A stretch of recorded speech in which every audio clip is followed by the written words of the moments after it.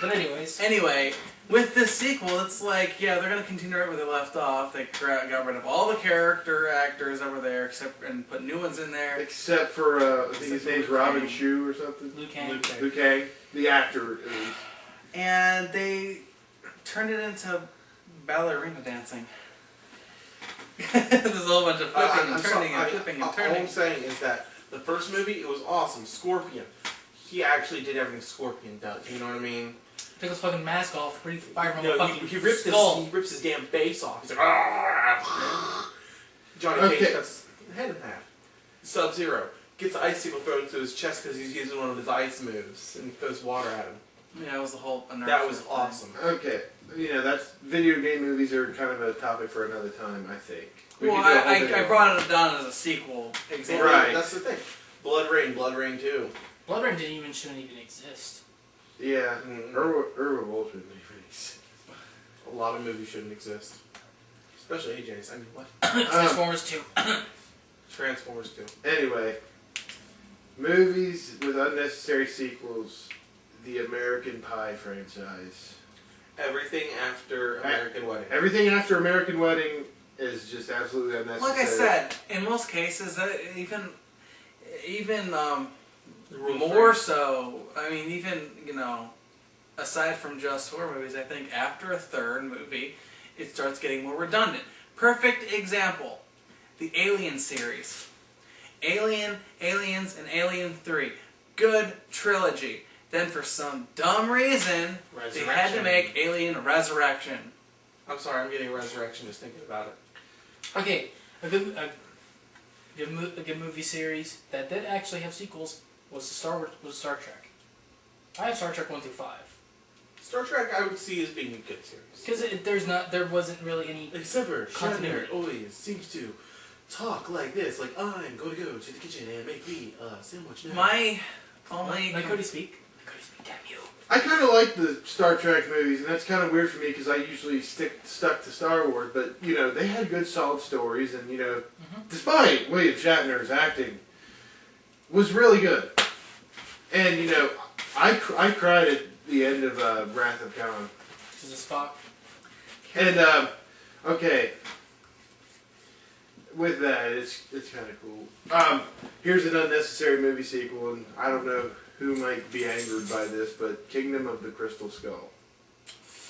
Like I said, again, fourth movie. Survives a nuclear explosion from a fucking... It was lead-lined. I mean, how many times do you have to, you know, drill into someone's head? Trilogies are good. After that, that's when you start to need to, you know, making... Why you do, like, here's... I'm going to list off some trilogies that people accept as good trilogies. Rocky 3. After Rocky 3, it was kind of shaky. Although I have to say Rocky 4 was one of my favorites. Well, that was the montage movie. No, Dolph Lundgren? I know. There's a lot of montages. But no, listen. With the exception of Crystal Skull, Indiana Jones. With the exception of the new trilogy, Star Wars. With the exception of Alien Resurrection, the Alien trilogy. And then you got other ones. You got Evil Dead. Okay? You got Back to the Future. Yep. Mm-hmm. You know? Amen. Look at all these trilogies that we have. But that was the 80s, though. You do have to admit. 80s, 90s. Well, 80s, you know? 70s. Unnecessary movie sequel, and again, this has probably been said a dozen times. Teenage Mutant Ninja Turtles 3. Yeah. 2 was awesome. I've never really seen 3, but what I've heard of it, it was an abomination. Yeah. There's actually some people I heard that actually say they like that movie, unfortunately, because you know, it's basically because of where it takes place. Japan. Yeah, I think it takes out everything that was cool about it. I mean, here's the thing. They could have shipped it to Japan, not deal with the past, but shipped it to Japan, still deal with Shredder and whatnot, but they chose not to. I thought an interesting premise would have been that Shredder survived the pier falling on him. I mean, he got crushed by a garbage truck in the first movie and came Not back. to mention that when the pier fell on him, he was super Shredder. Not to mention the second movie was so anticlimactic for him to do himself in. Yeah. But I think he was kind of in kamikaze mode at that point. Yeah. Well, He was playing Kevin Nash was anyway. Yeah. Anyway, But there's one thing about Secret of the Ooze that no one likes. Vanilla Ice. I love Vanilla Ice. Go Ninja Go was actually pretty catchy. That's kind of what dates number 2. Vanilla Ice. okay, I have a question. What does everyone think about the Prophecy trilogy? Never seen it. The Prophecy. Christopher Walken. Yeah, As that was Gabriel. I enjoyed Agent. it.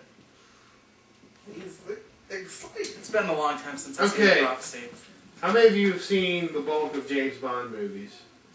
Or a good bit of them, at I've least. seen a couple of them. I've seen a lot of them. Are there I've seen any in several. that series that you feel are kind of not as up to par as some of the others? Well, Quantum of Quantum of Solace, by Solace. what I've heard. here's the thing. Basically, it all Actually, depends. Quantum of Solace. That new one where like the Korean guy he gets a facelift and has. Okay. But Here's the thing I with just James want- Bond. I just want to say, James Bond is in a whole new class of his own because it all depends. It all depends on what Bond you like. I mean, sure, you got a lot to choose from. You got True. George Lazenby, you got Sean Connery, Roger Moore, Timothy Dalton, Pierce Brosnan, and Daniel Craig.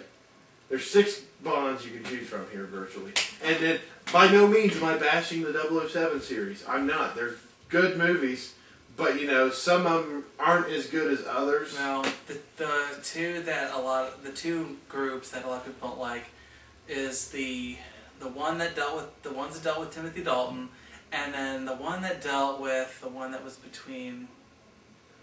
George Lazenby was the first one. That was it that one, or I thought there was one that was either between, like one where Connery took a break, or one that was between Connery and Moore.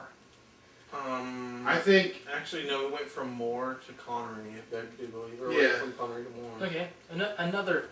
They're not really quote unquote unnecessary, but they're more comedy based. I Chucky believe, movies. yeah, I know. The what? After Connery, they couldn't find a decent Bond until Moore. Connery was. See, what's interesting is that Ian Fleming was very skeptical on Connery until he actually seen him perform. And it's like, hey, this can work, you know. Okay. Movies that shouldn't exist.